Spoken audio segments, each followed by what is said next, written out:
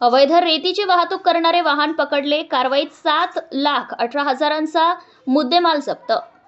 रेती माफियांनी अवैधरित्या रेती चोरीचा सपाटा लावला असून मध्यरात्री रेती चोरट्यांचा चांगलाच धुमाकूळ घालत आहे.